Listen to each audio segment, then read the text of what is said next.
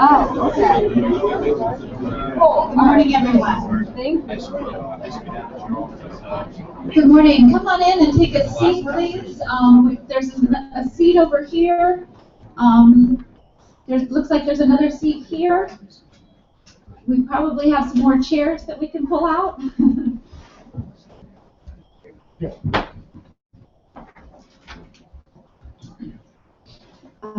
My name is Heather Iliff, and I'm the CEO of Maryland Nonprofits, and we're really glad that you've been able to find time. I know everyone is exceedingly busy in responding to the events, let's say, and things are continuing to unfold. I know that people are getting new information every minute about what's happening and how we're responding. We at Maryland Nonprofits are the State Association of Nonprofit Organizations, and our role, we would like to just say, is to have a room for you all to have the conversations that you need to have about coordinating, about sharing information and resources, about some bigger picture and deeper issues that this crisis have brought up for all of us, and many of us, many of you in the room who I know have been working in these communities for decades and realize that we have long-term issues that need to be addressed as well as the emergency. I would like to first start out by introducing, recognizing my board members. Lisa Sartorius is here from Boys Hope, Girls Hope. Thank you so much. And Lisa Rusina from Goodwill Industries is here with us as well. Any other board members who I didn't see earlier? Thank you so much for being here. We'd like to get us off on the right foot today with some mindfulness from Welford McClellan of Holistic Life Foundations is going to guide us in a meditation. Good morning, everyone. Again, I am Welford McClellan. I work for Holistic Life Foundation, and we teach yoga and mindfulness to youth, and we also go beyond. We work in drug treatment centers. We work in organizations.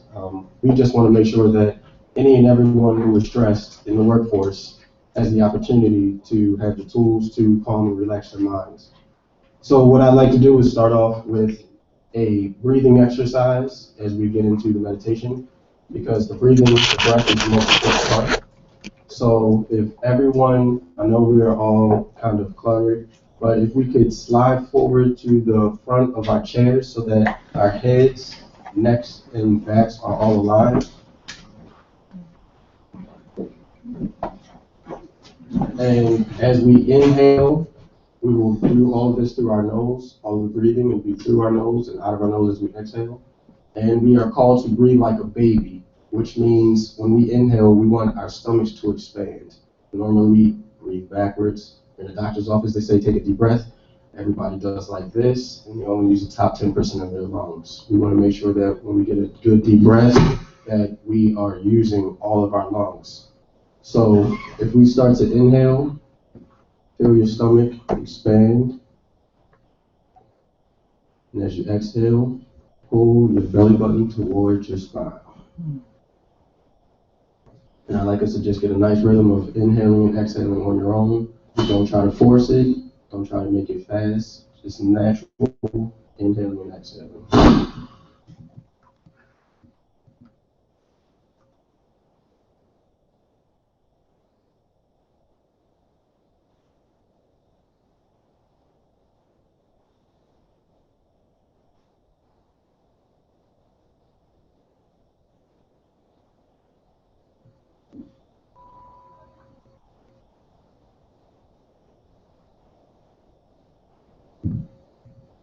As you continue to inhale, I want you to visualize positive energy entering into your lungs.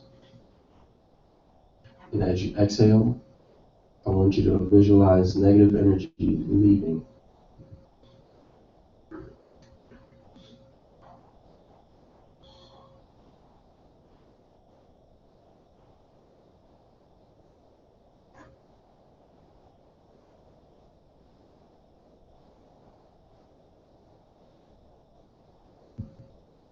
As you continue to breathe and visualize the positive and negative energy, I want you to push out all thoughts.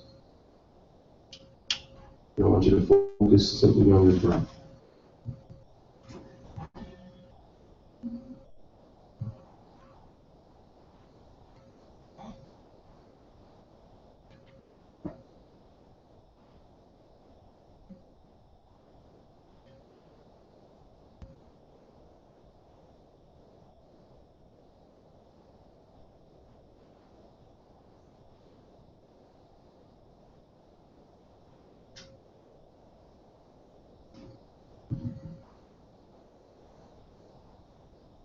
As you continue to inhale, I want you to visualize the healing oxygen from the plants and trees, healing our bones, any injuries.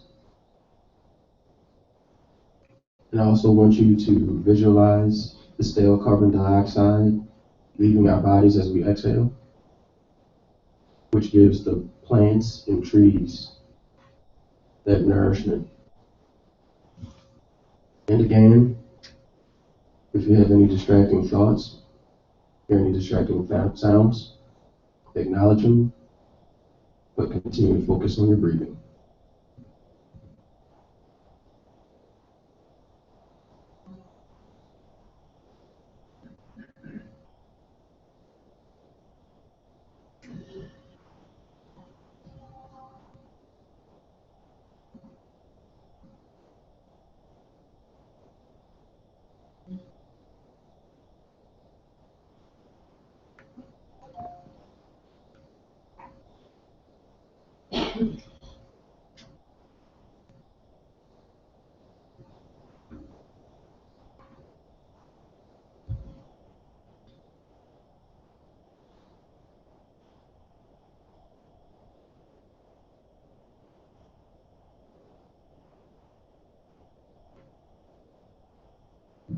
Lastly,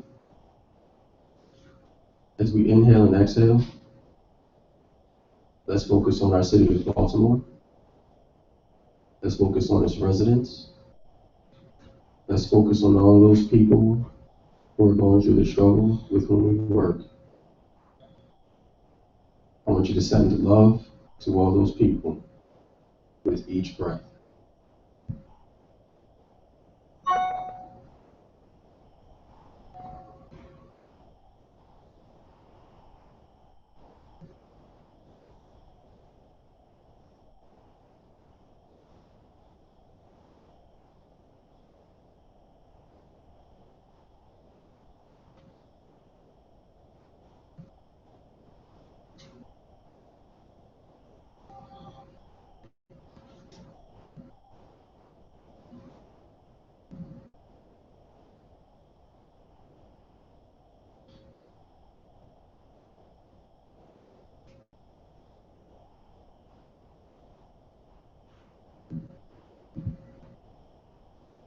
Please begin to wiggle your fingers and your toes. Rotate your wrists. And if you have your eyes closed, lightly pat them open.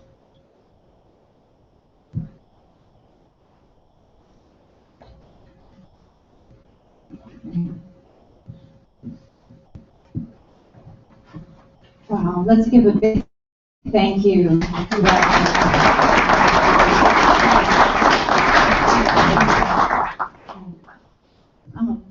We are honored to have the presence of practically the governor's entire cabinet has come to our meeting today, and it's a real show of solidarity and support for the important work of the nonprofit sector, which includes the faith-based sector and community-based organizations.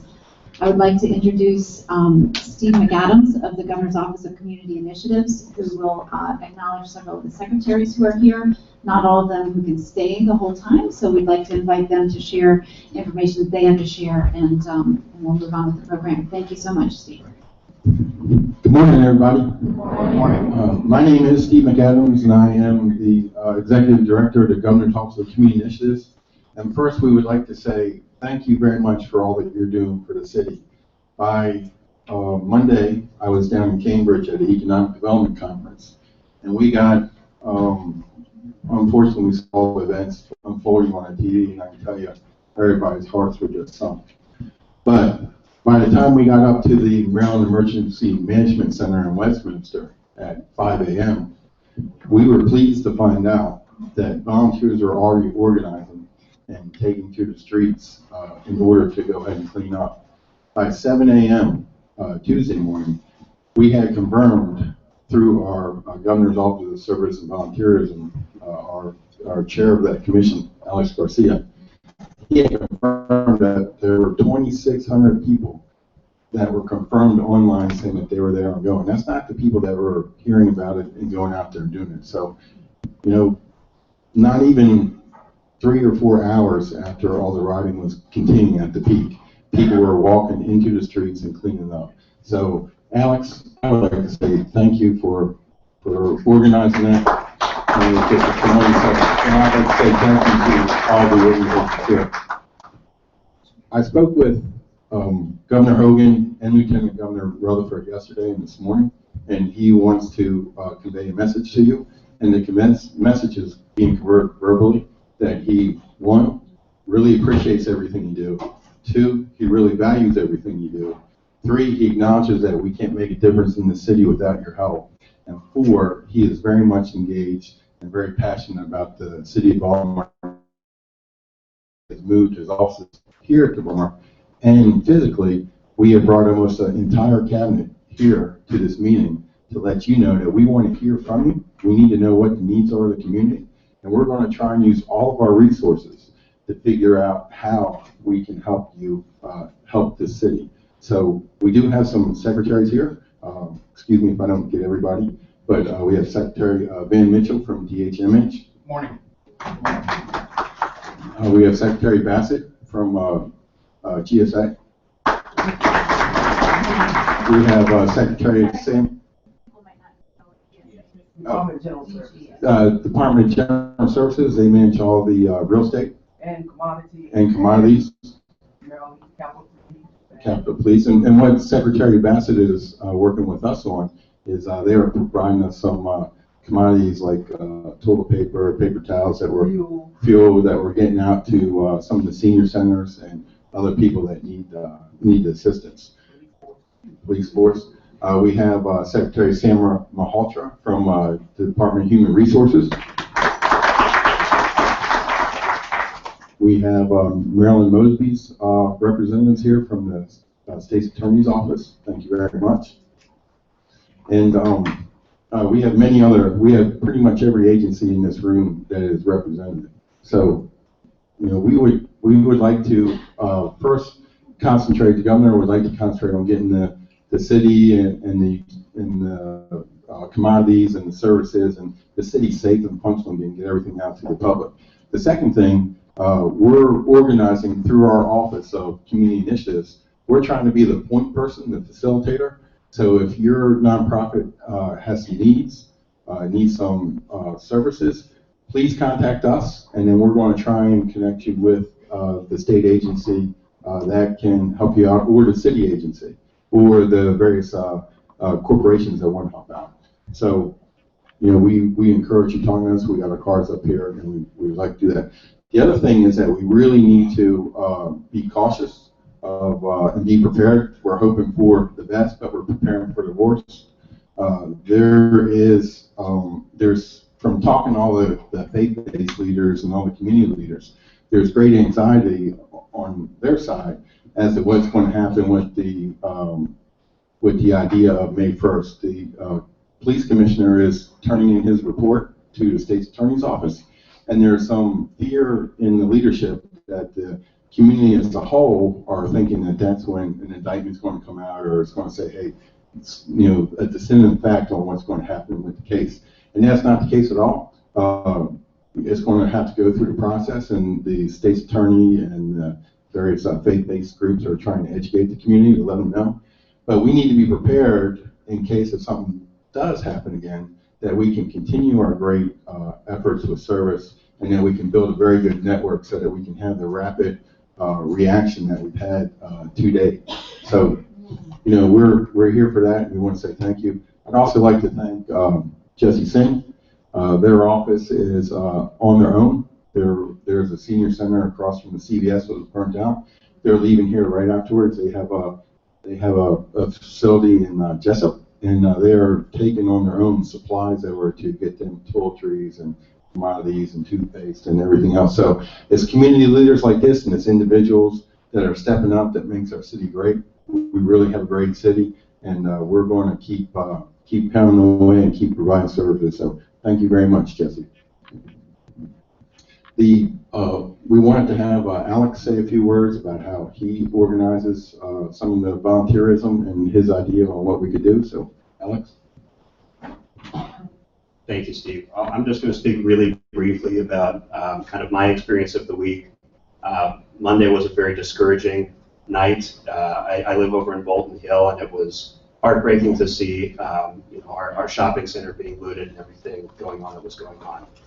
But Tuesday was the brightest silver lining that I think anybody could hope to see that kind of response that was already being organized by people in this room, by people in communities, by individuals, faith leaders. I mean, we played just a very small role facilitating that. It was already there. It was organic. And by the time I went out for a cleanup at like 9:15, arriving before the scheduled cleanup that was supposed to start at 10, everything was already cleaned up. I mean, people had been out there since before dawn had broken.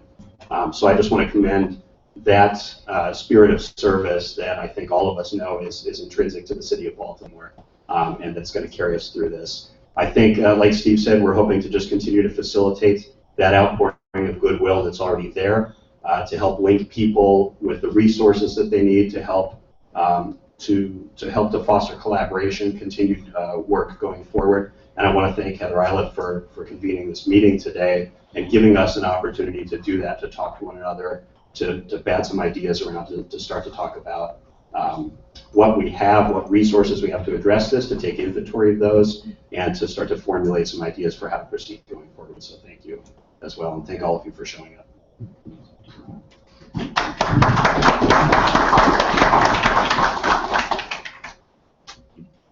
Okay, thanks so much. We do obviously have a very big crowd, and this is standing room only. Nevertheless, the facilitator and me does not want to skip the step of acknowledging every single person who's here. So I would like to go ahead and have us have a round of introductions. If you could please, quickly pass the mic with your name and organization. Thank you. Good morning, my name is Todd Marcus. You think it's too much? Okay, all right. Fair enough. It is a big. Okay, well, how about this? I think many of you RSVP, but not everyone. We'll leave that link up. If you could please sign in that you were here, and then we can distribute the list of organizations that came. How about that? Does that work for everybody? And if you don't want to have your information shared, just make a notation of that. Thank you. Okay, so the purpose of today, we have a couple of purposes, and you may add to the purposes as we get into the dialogue. But we want to share information about what we're hearing and what we're seeing and what we're doing in communities so that people who want to help know who to contact. And highlight some of the challenges that we have ahead as nonprofit organizations, both in dealing with short-term, even logistical challenges of how on earth are we going to put all of these well-wishing volunteers to actual useful work in our communities, to some of the longer-term framing of the issues, getting deeper into our communities for the organizations that have been doing this work for decades without the limelight, without the resources. Now we do have our state government paying very close attention. We have even our local grantmaker association paying very close attention. We also have, even I heard from Celeste Amato, who's the executive director of Association of Baltimore Area Grantmakers, that national foundations are calling and asking to see how they can help. And so it's going to be on us, and really a conversation that gets started in the room today, to help set those priorities and help guide the well-meaning people who want to help Baltimore in the right direction. And so I think that can be an important role that you all can play in this process. I did want to say that we are live webcasting this meeting, because as many people who did show up, there are just as many who would like to be aware of the information. And so we do have a link on YouTube. People will be taking pictures. I know people are watching Twitter and watching your phones. If you can just put them on vibrate, that's fine. And if you have information to share, we'd like to hear it. We have Adar Ayira here from Associated Black Charities, who's going to talk a little bit about some of the broader framing of the issues. But first I wanted to invite a friend and colleague of ours, a longtime member, Todd Marcus from Newborn Holistic Ministries, whose organization is right at the heart of Sandtown, just to say a few words about what they're seeing and experiencing, and introduce some of his colleagues from the No Boundaries Coalition who are continuing to do this work. Well, thank you very much. My name is Todd Marcus, Newborn Holistic Ministries. We are at Pennsylvania Avenue and Pressman Street. So, like my colleague, lifelong resident from Sandtown, Winchester, Antoine Bennett, to join me here. The situation for us has been tense, as you can imagine, because a lot of this is in our neighborhood. Antoine, lifelong resident, myself, 20 years. We've been working in our community for many years with our nonprofit, as well as just as community residents, running a number of programs. At Newborn Holistic Ministries, we have a recovery program called Martha's Place. We have an arts program called Jubilee Arts. So it's good to see everybody mobilizing now, but I echo the sentiments that the task is twofold now to find out how to plug in people effectively. We were overwhelmed on Tuesday when we had hundreds and hundreds of volunteers coming to the intersection where we are located to help out. So many so that instead of trying to directly put them on a task in our immediate area, I started getting in the car and looking where are there other sites in our neighborhood. and was very, very embraced to see throughout our community, other areas also with scores of volunteers. So the logistical challenge, it highlights that we have people who want to help. The logistical challenge is how do we make that effective, and then long-term capitalizing on this so that the momentum now is not lost. We're making the kind of meaningful underlying changes that we know have caused the kind of situations we have. Antoine, anything you want to add? I think you did a great job. Well, that's something to add. I'll go as folks who are on the ground and in the community is to, at this point, it really highlights our desire to have workable, sustainable solutions moving forward and enduring not only what's taking place, but many challenges that were and concerns that were already present prior to this unfortunate incident happening. Of course, living in the community, Freddie Ray, I've seen countless times. I've ridden by, and he's good friends with my. So this is home. Is the reason why I bring this up. But it has always been a concern. I work with men who are returning back to our community of Sandtown, which we all are familiar with. The 458 men and women, largely men, African American males, are returning to our single community. So I work with those men. It's called Men of Valuable Action, Baltimore, and our goal is to help these brothers readjust. Go from ex-cons to icons. And the thing that couldn't escape my mind on what took place on Monday is that we just added to this number of 458, and we have to gear up and be ready to service these young men because we do know that repercussions will be in place.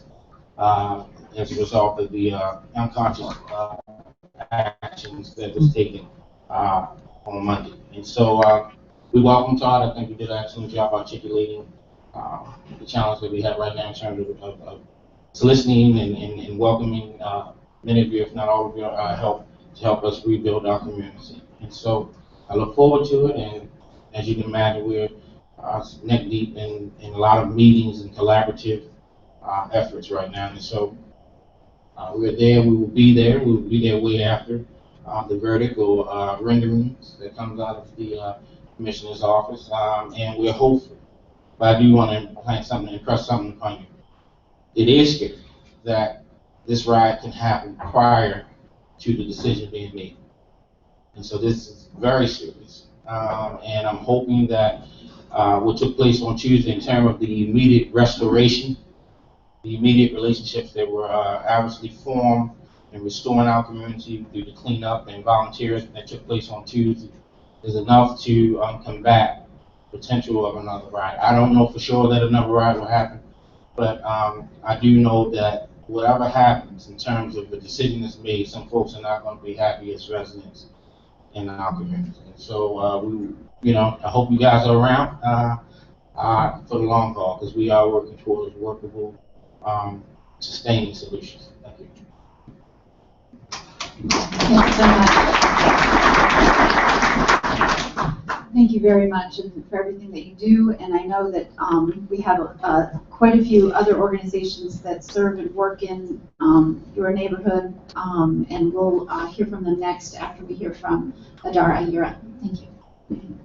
Thank you and good morning. How is everybody? Good morning, and thank you for being here. And Heather, thank you for having this. So I want to just talk about a couple of things. I want to talk about framing and context, collaborations, and an equity lens. Framing and context, collaborations, and an equity lens. In 1967, in April, as a matter of fact, in his speech, The Other America, among the things that Reverend Dr. Martin Luther King Jr. said was, a riot is the language of the unheard. He said that he could not condemn those who rioted without condemning the conditions that caused the reaction. And this gets to our framing. As members of nonprofit organizations, as members of foundations, as government and civic leaders, as people who are on the ground, how we frame things is of critical importance.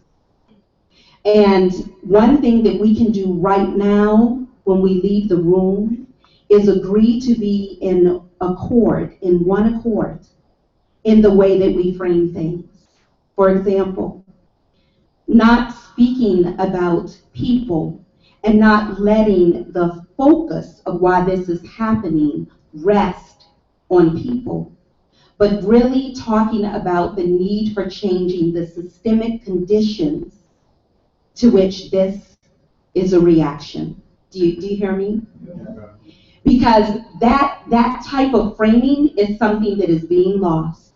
And over the past couple of days, over the past week, what we have seen is an attempt to hijack, whether it is meant or not, that is not the issue, but the outcome, which is the hijacking of what is going on and why.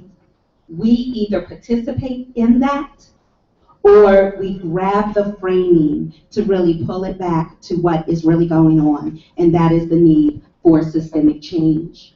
Those of us who are working on the ground, those of you who are working on the ground in communities, what happened is probably not really a big surprise, is it? Really? Right. Because it is things that has been talked about for a number of years, right?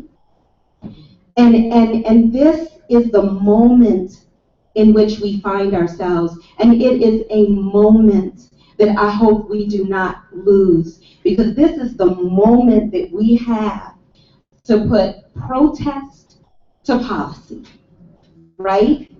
So we have this moment of protest, and if you're a student of history, then you know that nothing has driven policy outcomes like protest. So we have an opportunity to use this as nonprofit organizations, as civic leaders, as groups and people, leaders who are on the ground or in nonprofit and other organizations. We have a moment to use this. And we begin that when we lead by framing it correctly. We also begin that through our collaborations. ABC did a convening before the session where we invited those grassroots advocacy organizations and institutional advocacy organizations, community and civic leaders to come together to talk about the outcomes that we wanted from the 2015 legislative session. People came up to us wanting us to do it again, and we did, but it was canceled because of events. But we're going to hold another one talking about moving Baltimore forward. But one of the outcomes of that was it was the first time that we had almost 200 people in a room from every organization, every community group, civic leaders, politicians, so that we can talk to each other. Collaborations are key, because when we do our work in isolation and silos, our voices are less effective. And we want the same things for our communities and for Baltimore. The grass tops, the grassroots, and everyone in between, we need to know what we are doing. And that's another reason why days like today are so important. We have to create other avenues so that we know what we're doing, and the work that we do is in collaboration. The need for and use of a racial equity lens. We know that a lot of the disinvestment in our communities, we know that a lot of the over-policing, we know that a lot of the outcomes that we see and decry are a result of generations of race-based policies, of disinvestments, and what we're seeing today are the results of that. Does it make some of the things that happened, does it make it right? No, but it makes the work that we do even more necessary. So if we, in understanding the framework of that, if we use a lens that acknowledges the world in which we live right now, if we ask questions that surface the potential impact and racial disparities of policy and any other decisions, then we will begin to regain the trust of communities that have generationally been marginalized. Our work will be much more effective, and our voices will be much more potent because each of us is asking the same set of questions. So I encourage you all to go on www.abc-md.org, the website, and you can download that report. It is but one step that we can all make to grab the framing back and to work in collaboration with that framing and with those questions that we ask. And we look forward to continuing work with Maryland nonprofits, with you, all of you, so that we can continue to amplify our voices, grab Baltimore, and make the change and be the great charm city that we know we are. Thank you.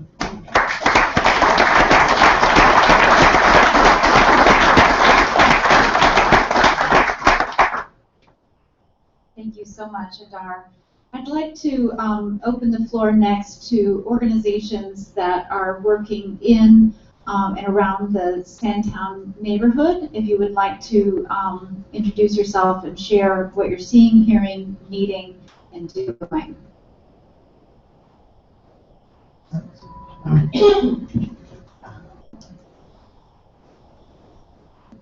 Hello, everyone.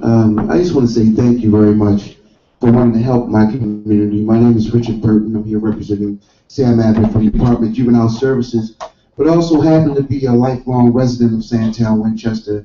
I purchased my home there when I was 17 years old. The first car that was set afire at the rise was 50 feet from my door. I just say this, I want to thank the governor, and I want to thank the Lieutenant Governor for even hosting something like this. I've seen this many times before. 2 times. When Sandtown, Winchester went through a crisis, a lot of nonprofits, a lot of organizations, they came together to help. And I believe they really wanted to help our community. But what happens is, when the federal government said, hey, we need to pump dollars into this community, the same 4 to 5 nonprofits and organizations always get the money. And at the end of the day, we don't even have a basketball, a football, or a tennis ball to play with. Because once they pay the executive director $130,000, the deputy director $96,000, the money is gone. When I started in Sandtown, Winchester, there was a guy by the name of Michael Sarbanes who hired me as a community organizer. And at that time, federal government used to pump money into outreach and grassroots, where you can touch the people. I'm here because, not because it's my job, but I was looking at television and I was looking at all the community leaders that they said was from my community. I didn't recognize not one. I didn't recognize not one. In my community, we are tired, we're fed up, because when it comes down to it, they don't play like Lottie Dottie and everybody. They just want to deal with Susan and Joe and everybody they know. And I'm just saying to you, when you go out there, talk to the people. Talk to them, knock on their door, see what their pain really is. In order for me to go to a market to be able to get fresh produce and to get a nice T-bone steak, I have to go miles away. Walk into our market and see how bad the meat is. Pick up a loaf of bread and see how mice have run in through the bread. And nobody says nothing. Nobody says nothing. So I say to you this, when you go in, have an open mind. Have an unorthodox way of thinking. My community, I love my community. My home used to be called row house mansions. Jewish families used to live there. They have 2 ways to go in the home. The servants had to go through the back, and we live in the front. I still have the original Star of David handcrafted in my ceiling from the Jewish families that used to live there. We are good people. We're educated people, too. I just want to say again, thank you all, and Godspeed.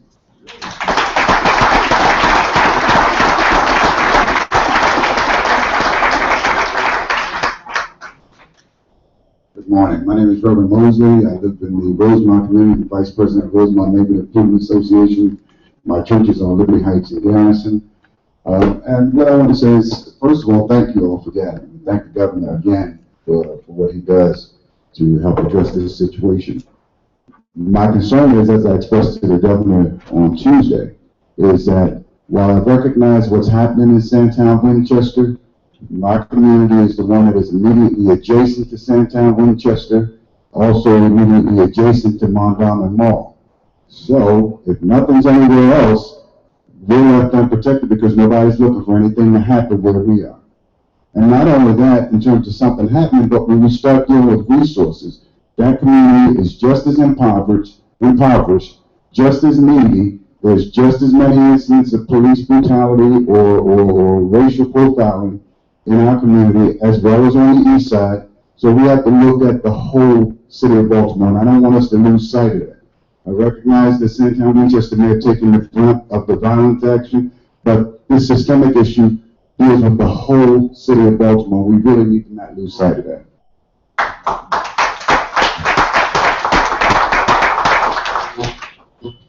Absolutely, thank you, Reverend. And we do want to bring in all the voices. I just thought that was a good place to start for speakers today. And Jabari?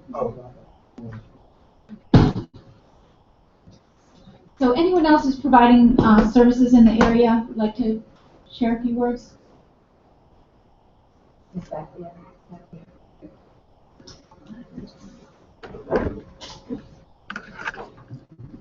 Good morning, everybody. My name is David Skinner. I work with the Green and Healthy Homes Initiative. We're formerly known as the Coalition to End Childhood Lead Poisoning. So we do work in Sandtown, Winchester, every single community throughout Baltimore City.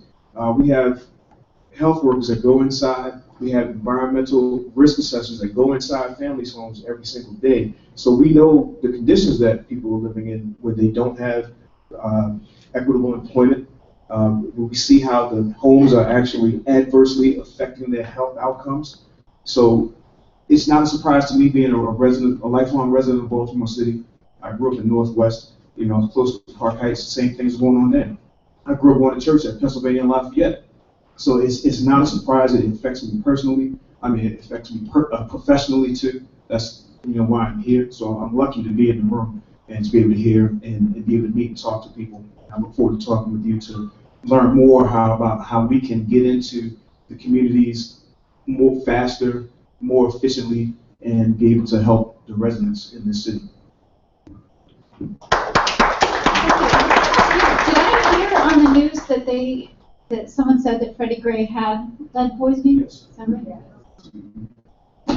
I mean, yes, our executive director, Ruth Ann Norton, actually was interviewed, so she talked about how lead poisoning can play a factor in the adverse health outcomes for these communities all over the city. And let's not think it's just Baltimore City, because it happens all over the country, because lead poisoning happens in homes built before 1978 that have not gone through a total vet rehab. If you can't afford to totally renovate your home the proper way, if you can't afford to get a contractor who's trained and who's willing to regard your family's health and well-being the same way that you are, then you're going to suffer. And these things are going to happen, and they still continue to happen. We see them every single day. Is there, yeah. Hi, John Huffington. I'm with Living Classrooms. I'm the Director of Workforce Development. And I just want to go along with what the Reverend just said. It's not in West Baltimore, East Baltimore. It's a Baltimore. And, we're primarily over in East Baltimore. And we're there every day. We clean, through workforce development, we clean 4,000 properties a year in East Baltimore. So on Monday, after consulting with our President CEO, I got permission to redirect our resources. So we went to West Baltimore, and we were there, and we were in the neighborhood, and then we went up by the church, and we cleaned up after the funeral. And we were welcomed in that community. And then the next day, we were in East Baltimore, Tuesday. And at first, there were some hecklers, because I brought a lot of volunteers, because as we all know, a lot of people came pouring out. So we were probably 60 people in East Baltimore, and at first there was a lot of heckling. So they realized who we were, and they know that we're there every day. So I think that's important to remember that, it's I'm not for talking about it, and that's what I put out when we put the call out. It's just, it was time to go to work, and it's not time to put our faces in front of the cameras and all that, for self-aggrandization. So, Living Classrooms has taken on a big part of East Baltimore. We call it the Children's Investment Target Zone. And our philosophy is we want to break the cycle of poverty. There's a lot of problems, there's a lot of issues, and it needs to be addressed. And I think that's what we need to keep focused on today. I think it was very well framed earlier on that we just can't deal with the results of what's happening. We have to deal with the root causes of why it's happening. In my department, I work with reentering, returning citizens, and we're able to successfully process about 500 a year back into, successful reintegration. And we got to remember that people are coming back into these communities, and that people in those communities need our help as well. So again, when we get this kind of attention and we get these resources pulling in, it has to go for the right things. It has to go into the community, not into the salaries and not into FaceTime and not into the politics. We have to leave that behind and just put the work in. So again, thank you so much to Heather for putting this together. And I'm grateful to be a part of this, and we're just here to work.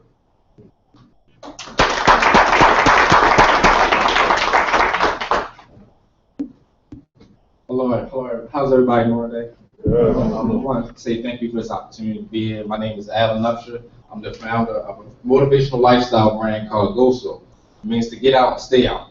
We encourage individuals who are in negative situations to get out of them and stay out of them.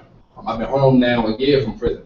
I actually learned financial literacy. I actually learned entrepreneurship. I learned these things from behind walls, from mistakes I made. I sold drugs. I robbed. I got involved in gang activity. And I was facing attempted murder from the mistakes that I made. Thank God, God gave me another chance. I got 11 years since during that time. I didn't let it break me. I felt like the mistakes that I made, I had to change. And I shifted that negative over to something positive. Started to educate myself. And I've been home now. I took a $50 prison check that I've got from prison. And I went to the community where I went to different colleges, different universities, talking to the college students. And now I've been blessed to get to the Baltimore City school system. We're in Baltimore Community High School. I actually got people in the Sandtown area. They've seen what I've done. I led by example. Even those who were incarcerated, I write them. Look, this is what I did month 2, month 3. I actually had some come home and they started their own companies. I told them, look, you don't have to sell drugs no more. They by example, look what we're doing. Me and my partner, we just got our own LLC. We just got our nonprofit status. And we just working hard every single day in the community, showing children. They see the tattoo, they see where I've been, and I'm showing them, look, there's another way. But you can change. We're leading by example, and we're asking, trying to get a resource center, because they're taking them away. Like the brother said, we don't have no recreational centers for children to go. So we have this. We provide examples. We want to talk to the children. We want to build a team of people that they can relate to. Put females who've been in abusive relationships to talk to the females. Those who've been in broken homes to talk to the children so they can have someone they can care to, mentor, and will go. So we feel as though it's the new AA, the new NA. Having a chance to fellowship with those who've been through those mistakes. We can use that, embrace that negative, find that honesty within themselves, and change our community. We also have clothing. We use clothing, which I actually have a shirt on right now. GOASO is actually the logo, which is inside the brand. Shit like a man on a bike to move forward, to have balance in your life. So this is another constant reminder as a brand. We look at it as a brand for the city of hope. This is our symbol when people see it. Get out and stay out of any negative situation you've been in. Because we all have a problem. We all have an obstacle that we have to overcome. So the brand gives you that other constant reminder when you put the clothes on, keep moving and keep pushing forward.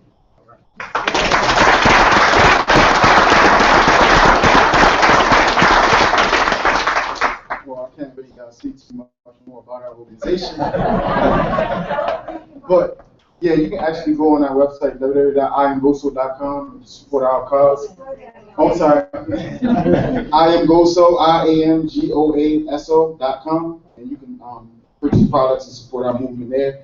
But I also wanted to piggyback on what my brother here and my other brother here spoke about as far as the issues, not just being in West Baltimore, but Baltimore City in general.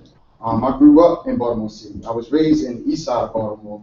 I lived in the projects. I've seen negativity, drug abuse, gang activity. My parents on drugs, living in a broken home and a broken family, not really having no hope. But I've always had that positive spirit and a positive mindset to really want to do something better for myself and ultimately help the community.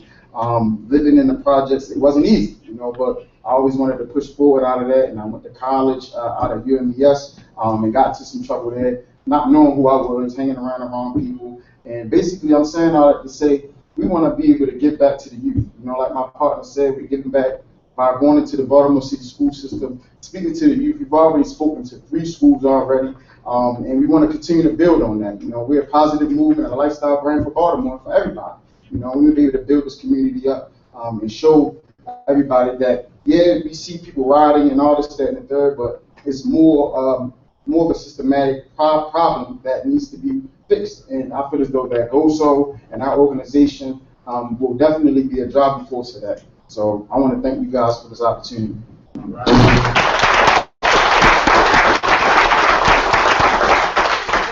Excellent. And one of the things we always like to remind people of, that nonprofits are major employers and nonprofits are small businesses that put people to work.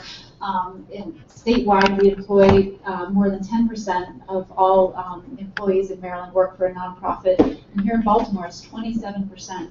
So we're a major, major part of the economy here. So congratulations for getting your project off the ground, and anything we can do at Maryland Nonprofits to help you succeed, we're happy to do that.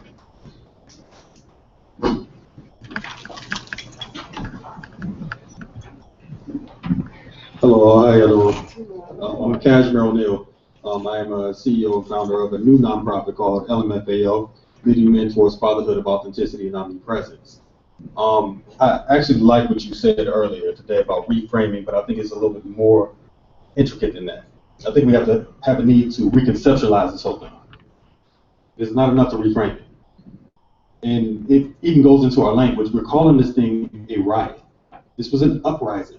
A riot is simply pretty much a disruptive act of criminal behavior to disturb the peace.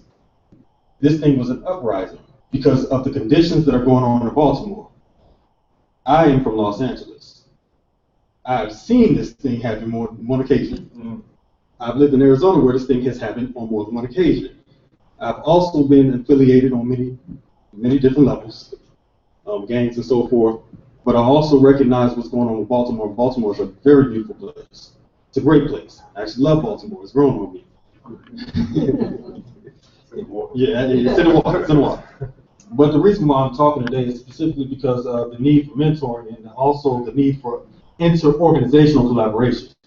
When we look at the rites of passages of young men becoming men, young boys becoming men in this city, there's only really 4 different ways that they do that. Gangs, drugs, incarceration, sex and or athletics. And the reason why I bring that to your attention is because, again, there's no men in the home because of this mass incarceration of African American men, extra policing, over policing of the neighborhoods, and then of course racial profiling, but there's many other reasons beyond that as well, the socioeconomic status of the community. But the mentoring programs are not necessarily seen, and when they are being developed or implemented into the city and county, there are no resources to help them stay sustained. And this is the challenge with regard to mentoring programs who want to be in a moving force, a grassroots force, to assisting young men from being the thugs that they've been called. So I'm saying that because I'm reaching out to Maryland nonprofits, I'm reaching out to GOSO, I'm reaching out to whomever may be listening and whoever would like to at least collaborate to now put together a network of wraparound services for these young men and women, because there's a need for it. Thank you.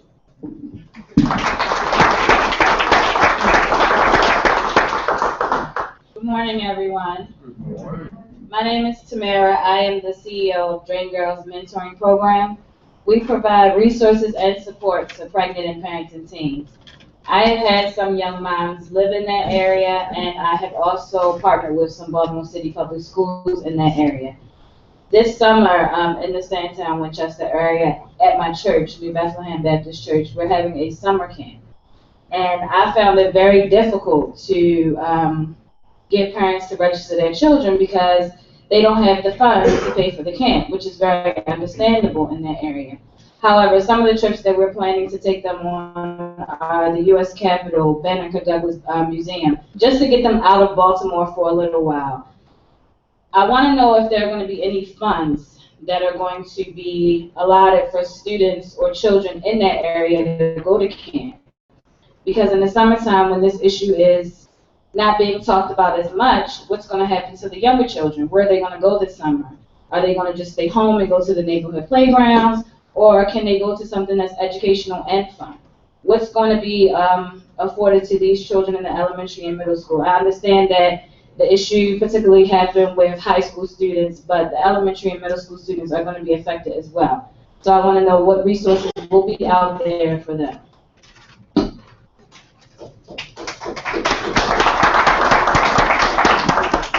Thank you. And we have a couple hands, and we'll go to those. And I would also, Celeste Amato, if you're here and would like to talk about input to funders, that would be great.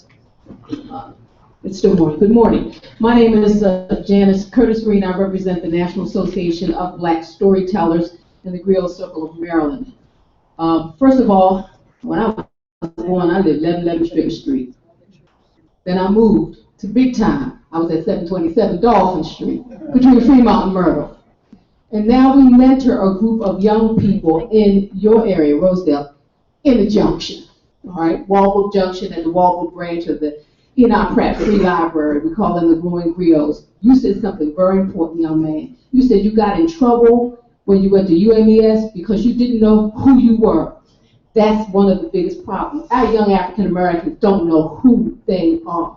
They don't know where they came from. They don't know their story. And the only stories they hear are the stories they hear through the media, rap music, newspapers, movies that all portray us as something a little bit less than human. And that's why the behavior of police seems acceptable, because you treat people who are inhumanely.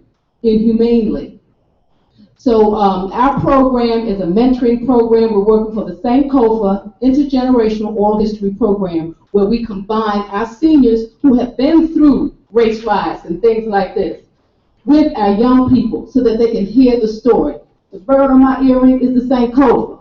His feet are planted in the present.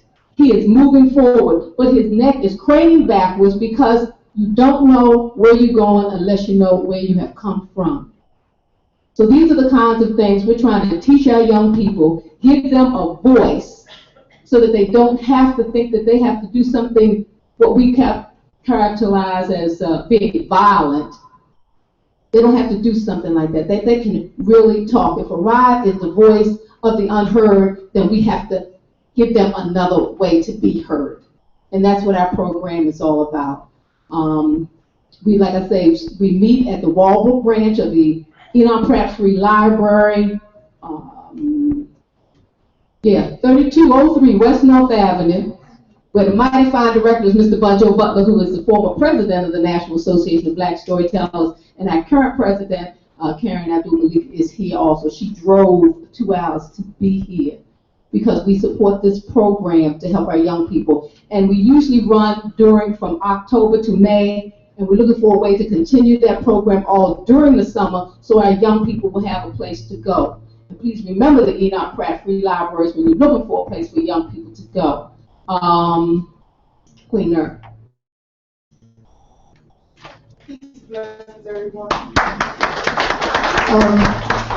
Additionally, we desire to expand the program and be a part of the Baltimore recovery. So what's very important, as you were stating, are collaborations. And what's very important is that you identify the issues. No one can come into your community and tell you what your issues are. And so when you talk about food deserts, right, so we have to get those stories. So what we want to do is have oral history collections of those stories, and so that they can be filed at the Enoch Pratt Library, and that can be used on websites and social media. We also want to have collaborations where it's not only just the elders and the adults, but now the parents telling these stories. This age group telling those stories. And we want to also make sure that we move towards stories that have collective visioning. And so with collective visioning, that is that we're all seeing a vision of transformation. What does Baltimore look like? What do you want it to look like? What are those stories? And so we have to collaborate with your group, with all your groups or the groups who are interested in order to tell these stories, collect these stories, and also to create creative placemaking. So creative placemaking is where you can always have a place to go. And you can always use these stories to give voice. Not to give voice, to raise voice, because you have voice. right? And we have also in our stories, we have to, again, once again, be very, very careful of the language that we use, because we tell our stories. We don't let other people tell our stories for us.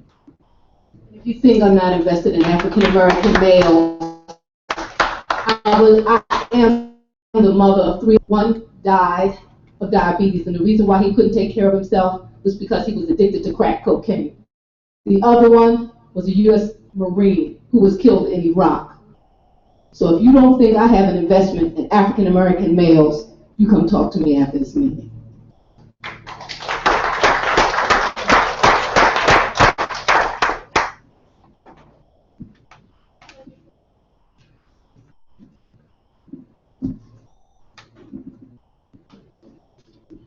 Hi, good morning, everyone.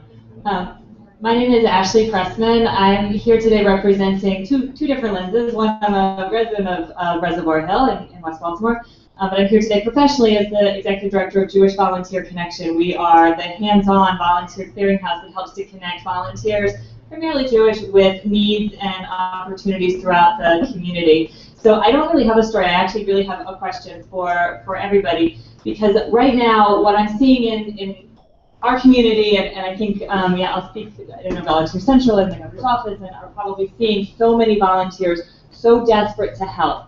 And what we're saying right now, we're looking for opportunities, but we're also saying, look, we are not going to come into communities with our own solutions. We're not going to come in and swoop in with our own ideas about how it should be and what we want to do. So my two questions are, number one, how do we, one of the early speakers talked about the 4 or 5 nonprofits that kind of always get the play and have the large offices, and how do we get connected with the smaller nonprofits, with the grassroots organizations that are doing extraordinary work, and where we might be able to, through volunteerism, and potentially through funding as well, but volunteerism, be able to support the work, extraordinary work that's happening. So that's my first question. My second question, I think we started to touch on it, is the summer. We're 6 weeks out from the end of school. What, again, can, through volunteerism and potentially funding, but through volunteerism, what can be done to get summer off to a good start? Whether it's physical improvements, we heard about rec centers, what can be done to get summer off so that the summer can be, you spoke to it, an educational experience, a growing experience, and not sort of a lost time and the things that we worry about. So those are my two questions that I would love to hear how we as the Jewish community and how we as the volunteer community can be helpful in those two areas. Can I answer our question? Yes.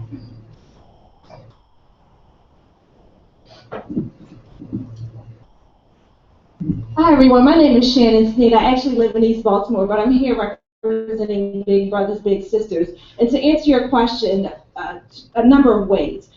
If you are in our communities in East Baltimore, if you come to our community association meetings, a lot of the people that are there that represent the nonprofits that are not known are right in those communities. So I ask that you come to our communities and find out what our community meetings are, because they're not listed. A lot of times we don't even have websites for our communities. But we're there and we're meeting. And so that means you have to, in essence, you have to come on Monument Street, because that's where we're meeting, right off of Montford. Literally, in Elwood Park, we're meeting sometimes at a bar or Taco Bell, and it's not known, but that's where we are. And you say, how can we start this summer off good? I was working at the Mayor's Office of Employment Development before I got here, and I would call businesses and say, can you hire one youth? I would ask nonprofits, can you please take on one youth? Someone else will pay for it. Can you take on one youth? You know what they would say? Oh, we don't have anybody that can mentor. Oh, we don't have anybody that can take them on. We don't have the time. And that's very disheartening, because we're just asking, please, for 6 weeks, can you take on one student, just one?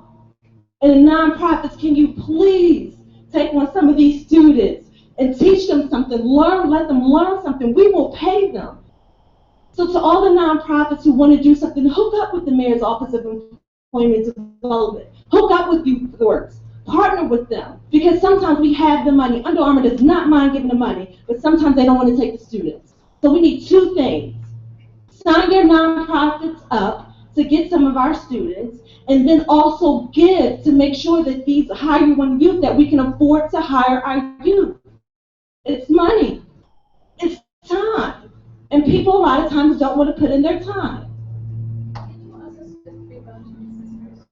So it's so funny, I just got here and I was calling all around to different people and saying, hey, we need 2 hours of your time.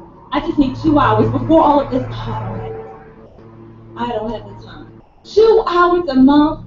I'm not asking you to spend your money. I'm literally not asking to give up anything personally. I'm just asking for your time. Take a walk through the park. What's an hour? I've worked this room and asked folks, how many men have I asked in this room? Do you have 2 hours?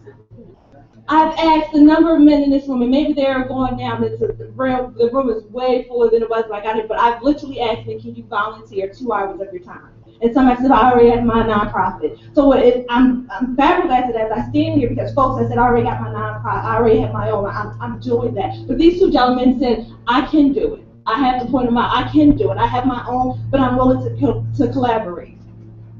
So I have cards. They do have a website. Big Brothers and Sisters does have a website. But we are looking for, literally, I'm going to be honest, we're looking for black males to step up to the plate. I will. I've been calling BGE. I've been calling a number of places to say, can I come in and talk to your staff? I just want to have the opportunity to say, we only need 2 hours. Okay, thanks. All right, so Welford over here had his hand up, and I've heard for a long time that Big Brothers Big Sisters has a waiting list of kids who need mentorship, so that for those of you who are getting the floods of volunteers in, it's a good place to send them. We did speak earlier, and I did say that I wanted to talk with you afterward, and the reason is because Holistic Life Foundation, we do mentoring. I don't want to just give my 2 hours. I want to give our organizations time. I want your students to have an opportunity to come work with our nonprofit. What we actually do, along with the yoga and mindfulness, is we have a workforce development where we take those students who are part of our yoga and mindfulness groups. As they age out, we give them jobs. The original cohort of students, 20 students, with whom HLF originally worked in the school system at Robert W. Coleman, which is right in the Soundtown area, these students are now employees with Holistic Life. We give back into the community because we're from that community. The brothers who started Holistic Life Foundation, we all went to college together. I've known them since I was 10. We played baseball as children. They still live on Smallwood Avenue. They didn't want to move. They didn't want to leave their community. We we would love to collaborate with everyone. We give people tools to calm their minds so that when things like this happen, when these events take place, certain students whose minds are more calm and they have the tools to breathe, take deep breaths, meditate, instead of going out and doing something violent, they will go out and they'll say, hey, let's not do that. Let's not hurt someone. Let's not break into a store. We're building community leaders. What we actually teach are teachers. We don't believe in teaching students, because if you teach a student, they'll always need you to learn. We teach teachers because when we give you the yoga and the mindfulness tools, we expect you to go out and teach someone else. Help someone else calm their mind, calm their spirit. Again, I do want to get with you. I would love to be available for anyone who has questions. This summer, we are hosting a summer camp for the students at Robert W. Coleman. We are trying to do something a little bit bigger. Fortunately, again, because of money, we're limited in scope, but we are doing summer camps. We also are working with Baltimore City Public Schools. We're in 13 Baltimore City Public Schools. We have programs in them right now. We are in the process of working with St. Paul's School. They've requested a summer program, and I'm working out a proposal. The gentleman, he's with the Bridges program. His name is Jonathan Lindsay. He asked if there's a visual arts component with which we can use. We have one of the students who was original cohort who we sent to China to do photography. And so we're going to have him lead that. So if we could all get together and collaborate in some way, somehow, please let me know. And again, this Saturday we're going to have a meditation at the upper field at Robert W. Coleman in Douglas. It starts at 11:30. Thank you. All right, so we've got a lot of hands, so I'd like to ask everyone if you can please be brief with your input and comments. And Adar wanted to get in here too, so I'm just going to say I've got 1, 2, 3, and then we'll come back to you in the back. I promise, I'm sure. Good morning, everyone. My name is Alicia Joynes, and I'm here representing the Family League of Baltimore. The Family League is the local management board for Baltimore, and so what we do is we take private and public funding, put it all together in one pot, and we spread it out amongst the communities. To answer Tamira and the young lady's question back here, in order to get involved, what Family League does is we have a number of community schools all throughout Baltimore who are all being managed by people like Greater Homewood, the Child First Authority. These programs need volunteers. They need people in the schools who want to be involved. In order, we had missed the deadline. The family did leave and partnered with Casey and Weinberg to put summer money out this year, and we have already passed the deadline. But I would encourage, especially the smaller grassroots organizations, to sign up on the Family League website to know when money is coming out. One of the things that I have noticed is that a lot of the smaller organizations don't necessarily always meet the requirements, not necessarily because they don't have the capacity, but they just don't know where to go for the money and what is required of them.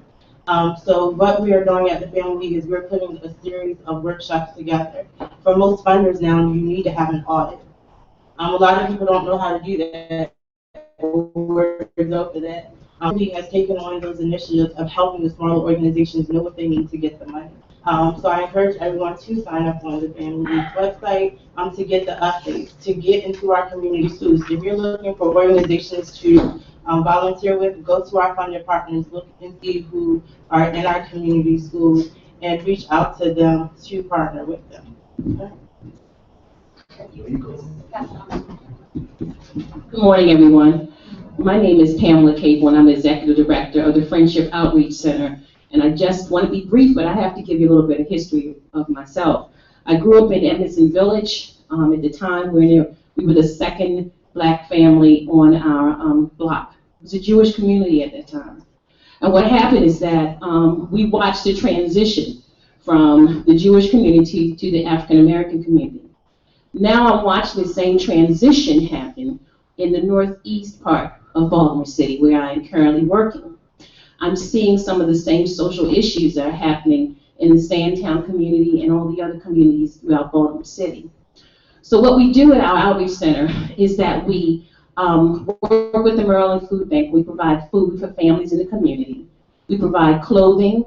We provide BGE turn-off notice support and eviction support. We also provide a monthly food drive sponsored by the Maryland Food Bank, where we feed 300 to 400 families a month. And we're talking about the Northeast community. What we started noticing is that we continue to see the same faces. Why are the same people coming? So when we started asking the question, what brings you here? Many of them said, I work, but I just can't afford to take care of my family.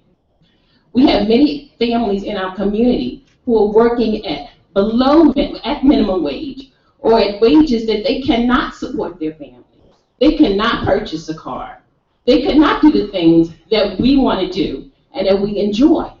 So what we have started is our workforce development program, where we're training people on how to create resumes, how to do a cover letter, how to do a thank you letter. We're also doing financial education, because we want them to know you don't have to take your money, your check, and go to a check cashing place when you can have a bank account. So these are things we're trying to teach our people. But what's happening is a smaller nonprofit, I want to address your question over here, is that when we apply for grants, which could be anywhere from 15 to 20 pages long, and then you don't get the grants, and you have such small groups of people who are working on it, it becomes very discouraging. What I would recommend is that when you have a smaller organization that's coming out and looking for funding, come and see what we do first. Come and check us out before the first communication is on a piece of paper. I think that may help understand what we do in the community and come and talk to some of our people. Then I think once that relationship is built, then that will be able to help us to get the funding we need to support the community. Hello, everyone. Again, I just want to answer the question. Now, we've heard so many nonprofits. I mean, we offer everything. But when was the last time you filled out an application for a grant and you saw a box or a slot that said anything about promotion, marketing, or outreach? They don't fund that. So even if Coca-Cola has to advertise their product, and they're billionaires, what makes you think you don't have to advertise your nonprofit or what you do? So how am I gonna know about it? I mean, we can't creatively come together, create an app, call it whatever we want to, or something, or one book, and put all our resources in there. If you want to volunteer, let's volunteer to deliver those newspapers to those folks and those one books so they can see what we offer. I would never know what most of you do. Never. And the other thing we were talking about, just to say about mentoring, we already acknowledged that most of the black men, a lot of them are incarcerated. So let's take me, you asked me to mentor, let's just say you didn't, but let's say you did. I have 3 sisters, all 3 of the baby fathers are dead or in jail. So I have to mentor my own kids, I have to mentor my other nephews. I don't have time, nor the money. It's not that they don't want to. And I just say to you people, we have to just be more creative. Because once we all leave here, I have to go back home to Sandtown. And once all the cameras leave, see, everybody is humble now. The spotlight is on them. Oh, we want to do this. We wanted to do that. But as soon as those cameras leave, we're going to still deal with the same elitist, bougie people who do not want to help us. And these people are tired of people looking down to you. Just understand this. The people that are going to move this movement don't look good in black and white. I don't care what college you came from. I don't care how many degrees you have. If you're going to look down on my people, if you're going to talk to them like, oh, I live in Owens Mills, and why didn't you do that? Why? We don't want you here. This is serious business. I have cars burning in front of my home. We have to watch our house. We don't know who's going to come in there next and try to loot. So I just say, people, be creative. All right?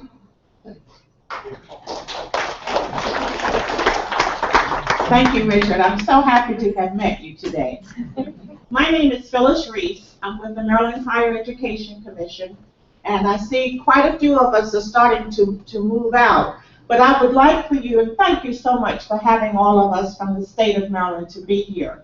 I'd like for us to have a call to action. Since many of us have to leave, if we can submit to you just a brief paragraph of what we can do to help. One of the ladies said today that this is Baltimore recovery. I think someone said that. And I wrote it down because that listing that you talked about, Richard, could be the Baltimore recovery. And each one of us in here can talk about what we can do to help so that that listing can get out. We can ask the media to put it on their websites. We can put it in the newspaper so that we all can share. My name is Phyllis Reese. I'm with the Maryland Higher Education Commission, and we have millions of dollars to help poor children. I'm sorry?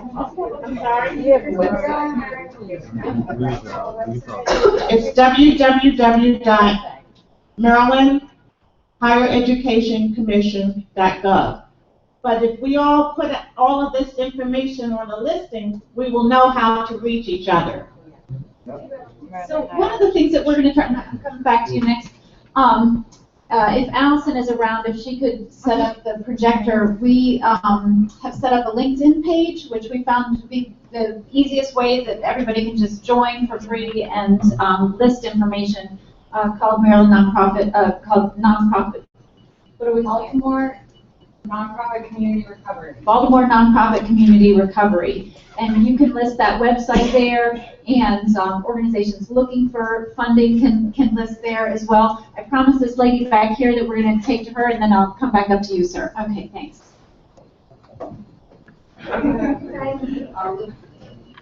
I don't have a lot to say. Hello, everyone. My name is Nadine Jackson May. I'm here on behalf of the Maryland Department of the Environment. And I just wanted to share that we did start an initiative last year where we would have a student win, an environmental science student win, and get a paid Department of the Environment. Would you like to know how many applications I have so far? Zero. Because most of the kids call in and they want to know, well, how much am I going to get paid? How many hours do I have to work? We work with the Department of Education. We try to get this word out. We didn't get any applications. The deadline is May the 1st. When I go back to the office, I'm going to request that we extend it. But we need help too. The government, some government agencies are working for our young people. It's just that they're not interested. We don't have the help that we need. So I hear a lot from the nonprofits, but I wanted to talk on behalf of the government as well, because we are trying. So. I just have a really quick, hi, my name is Jessie Burton. I work with Save the Children out of Washington, D.C. So I came up really just to learn more about the landscape and see if there's anything we can do programmatically. Clearly, Baltimore has a lot of grassroots work going on. So from an advocacy perspective, I'm really interested in hearing more about this framing that we talked about at the very beginning. How do we articulate the need for systemic change in the community? Because Baltimore will not be the last city this happens in, and I want to know how Save the Children can engage, and all of us can engage in that same framework language. I think programmatically, clearly, there's so much great work going on in this city, but it's got to come from more than just the folks on the ground. Clearly, there's some systemic change that needs to be made, so I'd love to hear from these gentlemen, from the people doing the work, from the people in the community, the government, on how do you unite in that framework language around there needs to be change so people do have an opportunity to get up and out. So that's my Great, thanks. And for movable feast, real quick, and then I'll come. Good morning, I'm Tom Bondarenko from Movable Feast. Although we are known for providing medically appropriate meals to poor, sick people in the community, and we were in the West Baltimore community serving on Tuesday and helping to clean up, and our drivers were relentless in their intentions to make sure that people there receive their food this week. Two programs you may not know about. One is a workforce development program that we offer around food service training, a 12-week program for individuals 18 years and older. 12 weeks, it is a stipend program, and the intention is to help those individuals find employment at a living wage in the food services industry, and we've taken many people who are in the reentry process. So please contact us about that. The other is that we also make our food available for individuals who have SNAP benefits. Very affordable price, delivered to your home, that you can purchase food from us if you do live in a food desert or a place where fresh fruits and vegetables is not readily available, or healthy, nutritious food. They're all prepared entrees delivered to you at a very affordable cost. So again, if you reach out to us, even if you just want us to speak to your community associations in your neighborhood and your nonprofit, please let me know. Thank you, Tom, and we'll take it up to.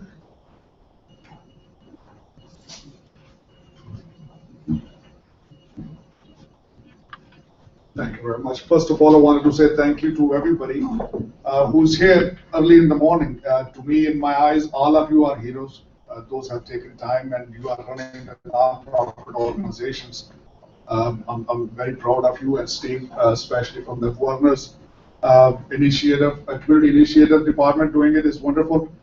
We have been listening to all the long-term and short-term solutions and issues, but why we are here today, why I am here today.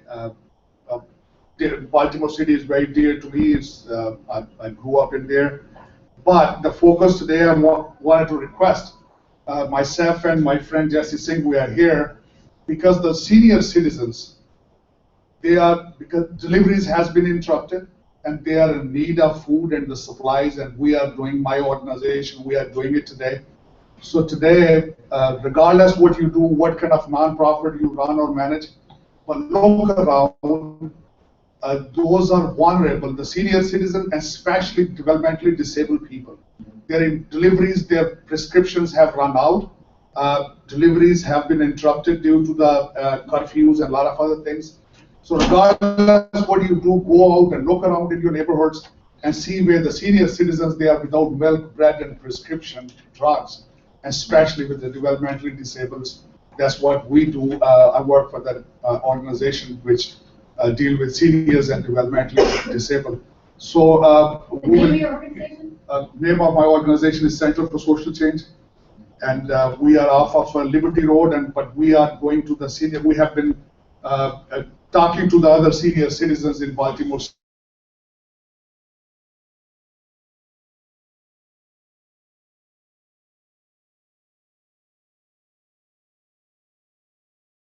These things to them. So Jesse Singh earlier, Steve mentioned, we are taking our crew and going to them, senior citizens' homes, and delivering the prescriptions and the milk and bread and these kind of things. So wonderful ideas, to be honest with you. All of you guys are heroes in my eyes, and especially my hat goes to these two gentlemen. I love you. You are my heroes. God bless you. We have group homes all over the Liberty Road on the both sides. We had a box to deliver to you. Where would we take it? Sure, we would love to. I will come to you and get your number and card and everything. We'd love to. Thank you.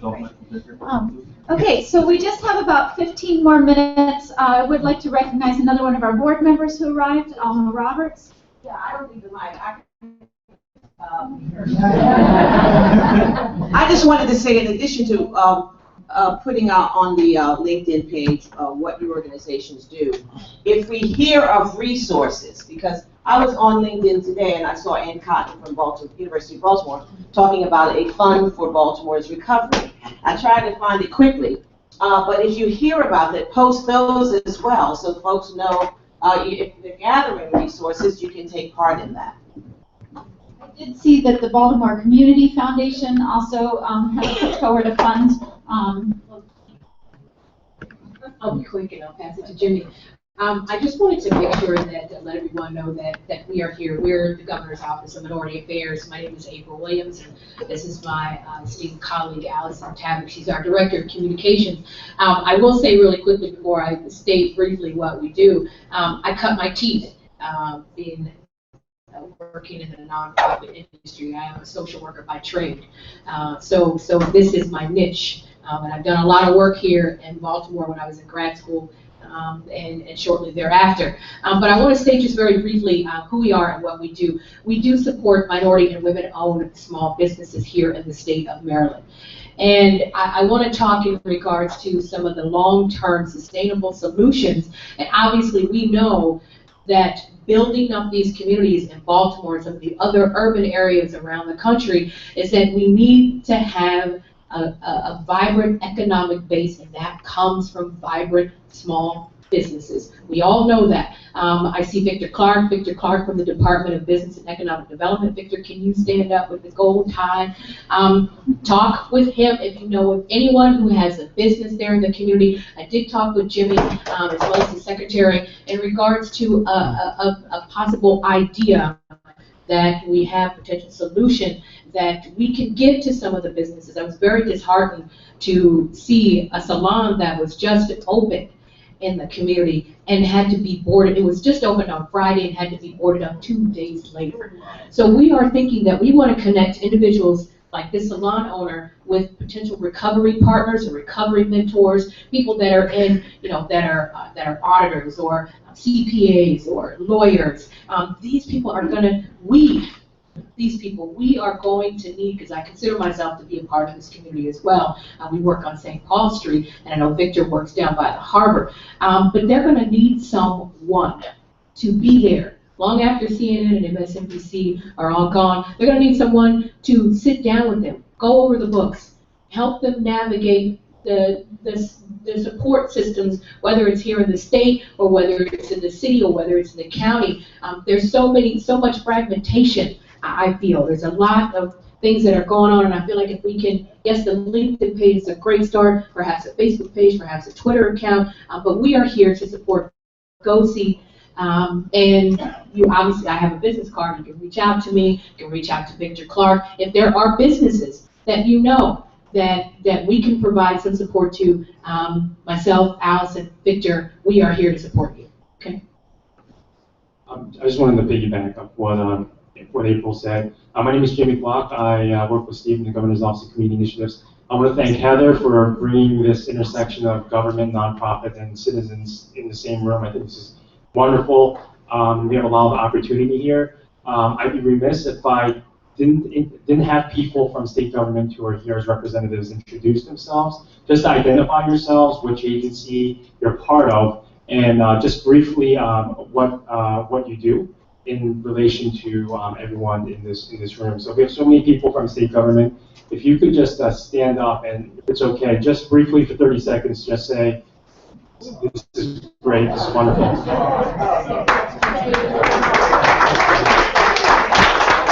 Thank you so much for responding. I'm going to pass it off to the first person to my right, and just go around. Hi, I'm Carol Beatty. I'm the Secretary for the Maryland Department of Disabilities. We're here as a resource to you. If you have any issues related to people with disabilities, we know that they're very vulnerable and may have been impacted through this last couple of days. So we've got fact sheets here. I'll stick around. I have cards. Good morning. My name is Jim Knighton. I'm Interim Chief of Staff at the Maryland Transit Administration. Obviously, my agency provides needed transportation services in the city and in the surrounding areas, including the areas that were affected earlier this week. We've tried to keep our service operating as safely as possible under the circumstances. There have been some diversions and disruptions, but we're continuing to operate as we can. My Director of Customer Information is also here. We'll get around to her in a minute, but we're here to help any way we can. Please feel free to speak to me afterwards. You can speed it up. Hi, I'm Ellen Ferketic. I'm with the Maryland Environmental Service. We provide a lot of water and wastewater treatment opportunities for young people that are interested in getting into the business. Not necessarily the sexiest thing that we do. We look at it as our way of saving the Bay. We do have apprentice programs. So I have business cards if anybody's interested, or if you know young people that might be interested. We have treatment plants all over the state. Hi, I'm Kim Malott, Deputy Director of the Governor's Office for Children. We're the policy arm for Governor Hogan. I'm helping him advance his policies, and we're also one of the funders of local management boards. So we, the other big part of our job is overseeing dollars that go to local management boards. Hello, I'm Diane Guy. I'm with the Department of Labor License and Regulation, Division of Unemployment Insurance.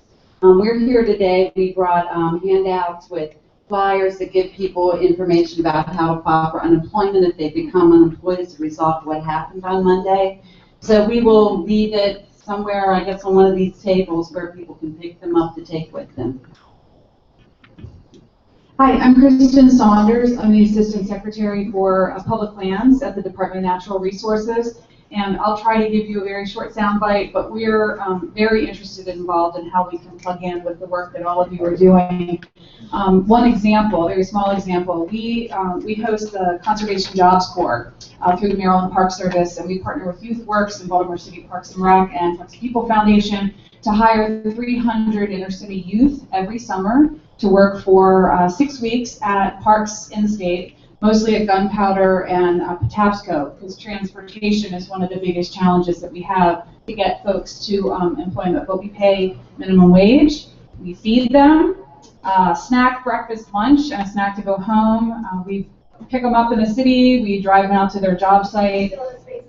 Well, we're having applications right now. So if you go on the DNR website or the DVM jobs website, where you just type in maryland.gov and go to the jobs listing, those positions we recruit for every year.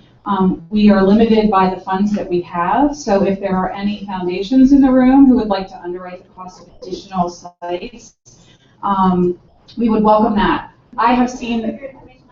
Sure, we'll put it on there. But I just want to speak to the broader picture of transforming lives, because this is how we try to systemically address the issue. We're trying to give these youth an opportunity to get out in nature and to have job skills that they come out with. And some of them come to work for us full time. So it's just one example of what we can do. Hope you'll look up our group. Sorry, we just need to speed it up. You just say your name and agency, and then you can. I'm David McGlone, the Deputy Secretary with the Department Department of Labor Licensing and Regulations. Diane said we run unemployment insurance as well as workforce development, trying to connect people back with jobs. And we brought a team here to work with rapid response efforts. So. I'm Dennis Morton. I'm the acting Assistant Secretary for Unemployment Insurance. Just want to say we service both claimants and employers. So if you have any need for that help, we're available. Sheila Belubasis, also from the Department of Labor Licensing and Regulation. On the Dislocation Services Unit, we take care of rapid response, trying to link the employees that have lost their jobs immediately into a new job somewhere else. Rena Johnson, Dislocation Services Unit Coordinator.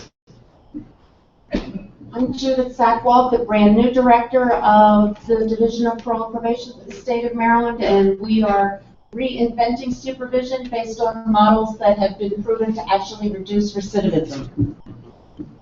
Good afternoon, Chris Wilson, Director of Customer Service and Community Relations, and I started this morning working on a MTA food drive for the community. Brandon Johnson with the Behavioral Health Administration. I'm the State Coordinator of Suicide Prevention.